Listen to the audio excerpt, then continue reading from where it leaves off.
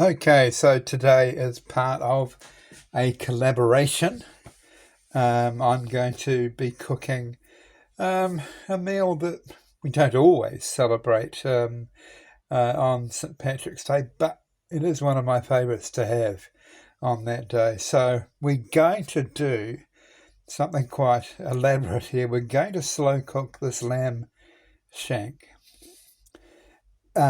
I'm going to slow cook it on top of a trivet of vegetables, which I'm going to use as the gravy, along with some stock and some grape juice. And then we're going to stick that in some puff pastry to make a beautiful sort of pulled lamb pie. And we'll serve that with some leeks and some broccoli. Okay, let's get going. I'm going to start chopping these vegetables to make a sort of bed for our shank to sit on. And don't forget to check out the description box for a list of the other collaborators. Right, firstly, let's start to give our ingredients a bit of love. And we'll start by browning this lamb shank.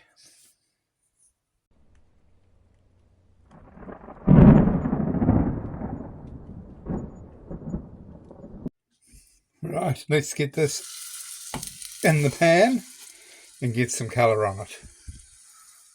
Right, once we've got a bit of colour on that shank, we can put it into our main baking dish and start adding the rest of our vegetables. Going to start by frying our capsicum and our onion.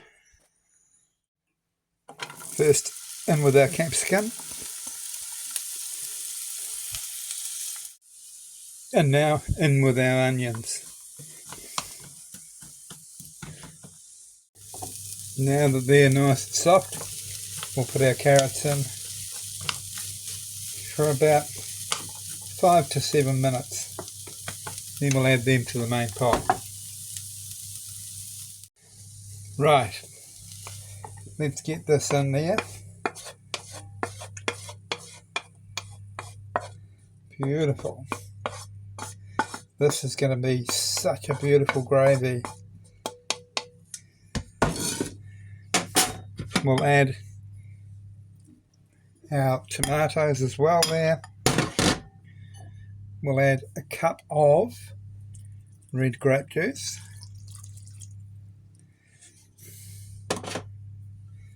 And also this is, I need a bit more water in there.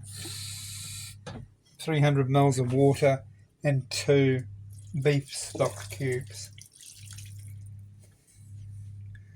That's in there, and all we've got to do is add some rosemary. So be fairly liberal with it. Rosemary and lamb are particularly good friends. Right, we're going to put this in the oven at 140 degrees, 150 actually for the first hour, and then down to 140 for the second hour. And then we'll have a look and see just how tender it is.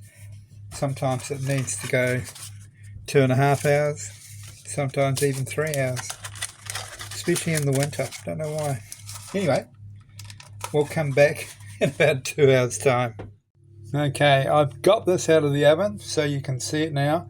Here's the bone. I've prized all the meat off it. Well, I didn't have to prize it actually. I just touched it and it fell off. And that's now in this bowl here. What I'm going to do is put this, all the vegetables here in liquid through a sieve. That will be my gravy. I will thicken it and then I will add it to the meat, which I'll chop up first. And that'll give me the filling for the pie. Okay, so firstly we're going to chop up this meat, and after that I will thicken what I've drained from the vegetables. And there we are, I've thickened this up with a bit of cornflour and water, and we're going to add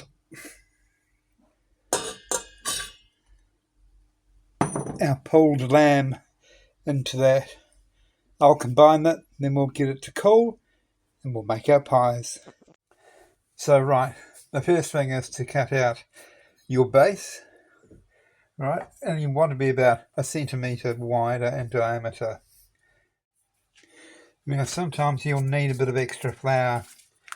This is quite sticky, so I'm just going to put a little bit of flour on the pastry. Once we've done these, we will put our filling in. Right, we'll just spoon this in. Ooh, looks gorgeous.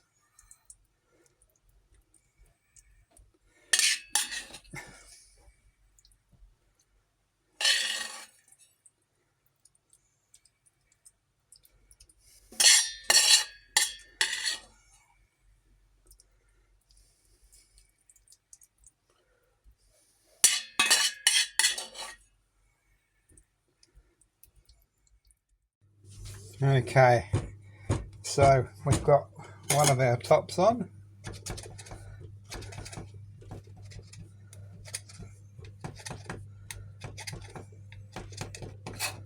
There we are. The only thing we need to do with that is crimp it.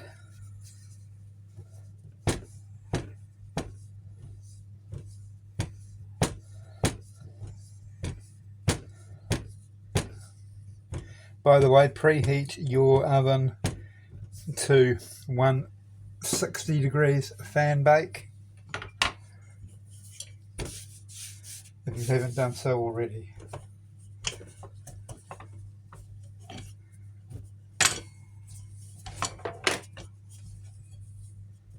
Now, I'm just going to roll this out. It is a little bit sticky, but I don't mind that because I want it to have a good seal around the top of the pie.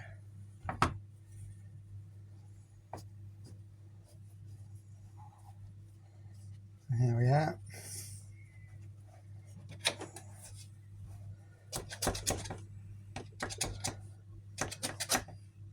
So I'm going to crimp this one as well, then I'll put them both in the oven, so when I come back we'll be getting them out and we'll be having a taste. Well, as you can see here, we've had a little bit of seepage, which is normally caused by too much filling. Too much filling is caused by too much hunger. Too much hunger means you're feeling hungry the whole time you're filling the pies. Not a good idea. So you can see how much I put in. You want to put in about 1 centimetre less in height. I'm going to get this out onto a plate and we're going to have a taste. And I'm picking these are going to be yummy. Okay, let's see if we can get into this because these have stuck. Not badly, but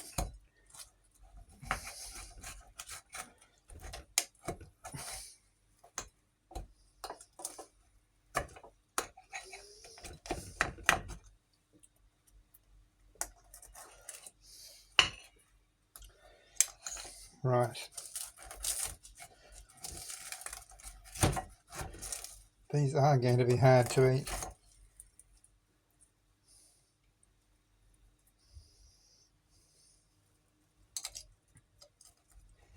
Just goes to show things don't always go perfectly.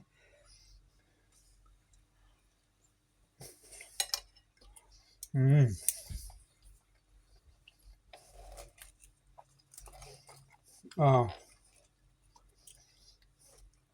that lamb is beautiful.